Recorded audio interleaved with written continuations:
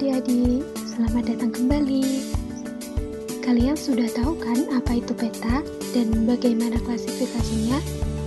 Nah, setelah kalian mengetahui apa itu peta dan bagaimana klasifikasinya, maka materi selanjutnya yang harus kalian kuasai adalah komponen-komponen yang menyusun suatu peta.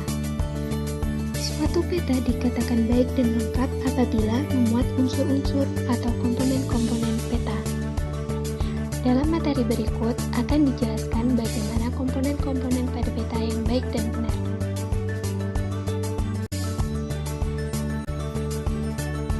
Komponen pada peta yang pertama yaitu judul peta. Judul peta mencerminkan isi dan tipe peta. Judul peta biasanya menyebutkan jenis peta, lokasi wilayah yang dipetakan, serta tahun keadaan yang digambarkan dalam peta tersebut. Nah, judul peta ini biasanya dicantumkan di bagian paling atas peta dengan huruf kapital. Fungsi dari judul peta adalah untuk menunjukkan daerah yang digambarkan oleh peta tersebut.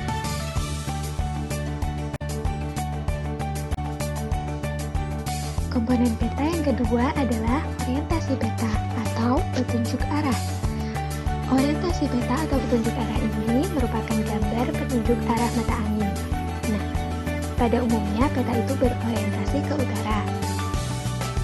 Orientasi peta atau petunjuk arah ini diletakkan di sudut kanan atas atau tempat lain yang masih kosong.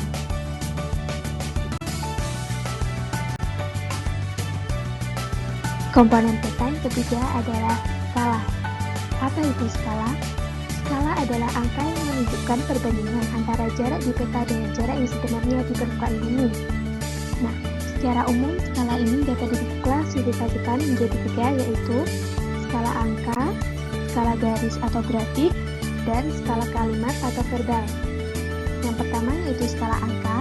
Skala angka ini berupa angka-angka, misalnya saja skala peta 1:200.000, skala peta 1:1 juta, dan sebagainya. Nah, yang kedua adalah skala garis atau grafik. Skala ini ditunjukkan dengan membuat garis linier dengan membuat perbandingan pada setiap ruasnya. Contohnya seperti terlihat pada gambar.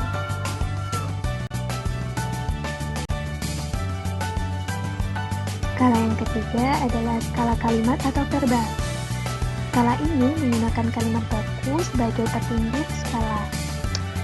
Jenis skala ini banyak dipakai di Eropa yang biasanya menggunakan satuan inci dan mil. Komponen peta yang selanjutnya adalah legenda atau keterangan. Nah, legenda ini adalah keterangan yang penting yang memberikan keterangan dan penjelasan mengenai simbol-simbol yang terdapat dalam peta.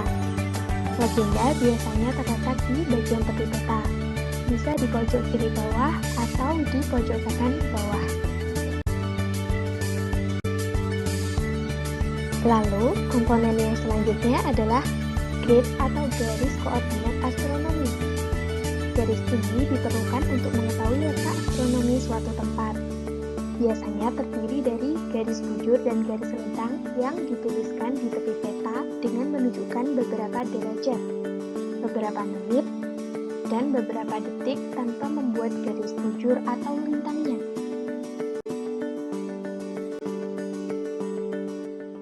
Selanjutnya adalah lettering atau tata tulis. Lettering merupakan tata tulis-tulisan dan angka.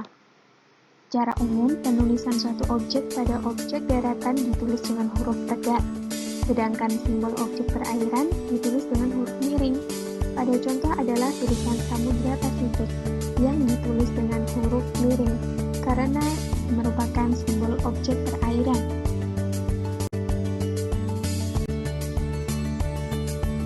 Di dalam peta terdapat suatu komponen yaitu sumber dan tahun pembuatan. Sumber peta sangat penting, terutama untuk peta tematik.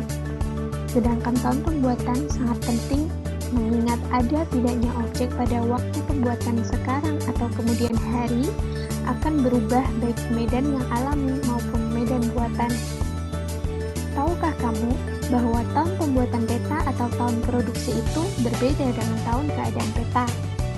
Misal saja, peta yang kini dibuat adalah tentang sebaran penduduk Indonesia tahun 2019, yang akan dibuat pada tahun 2020. Maka dalam judul peta harus dicantumkan peta sebaran penduduk Indonesia tahun 2019. Yang di luar garis itu harus dituliskan reproduksinya yaitu tahun 2020. Komponen peta yang ketiga adalah inset. Inset adalah peta kecil yang berfungsi memberikan tekanan atau penjelasan pada peta utama, sehingga akan memperjelas dan mempertajam informasi peta utama. Tujuan dibuat inset adalah untuk yang pertama menunjukkan lokasi yang penting tetapi kurang jelas dalam peta, dan yang kedua adalah mempertajam atau memperjelas salah satu bagian dari peta. Di dalam peta terdapat komponen yaitu garis tepi. Garis tepi ini berfungsi mempermudah dalam membuat peta. Biasanya dibuat rangkap dua. Garis ini dapat dijadikan pertolongan dalam membuat peta pulau atau peta suatu wilayah agar posisinya dapat di tengah-tengah. Kemudian ada lagi nih komponen peta, yaitu tata warna. Tata warna sangat penting jika peta yang dibuat adalah peta berwarna. Fungsi dari tata warna ini adalah yang pertama, membedakan tinggi rendahnya suatu daerah dan kedalaman laut. Yang kedua, yaitu memberikan kualitas dan kuantitas peta. Yang ketiga adalah memberikan keindahan atau estetik. Komponen peta yang selanjutnya adalah simbol.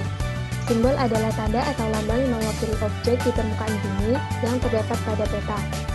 Simbol peta memiliki beberapa klasifikasi, antara lain yang pertama adalah simbol fisiografis, seperti relief, hidrologis, oceanologis, klimatologis, dan sebagainya. Yang kedua adalah simbol agronomis, yaitu seperti hutan, tanaman rakyat, marga satwa, dan sebagainya.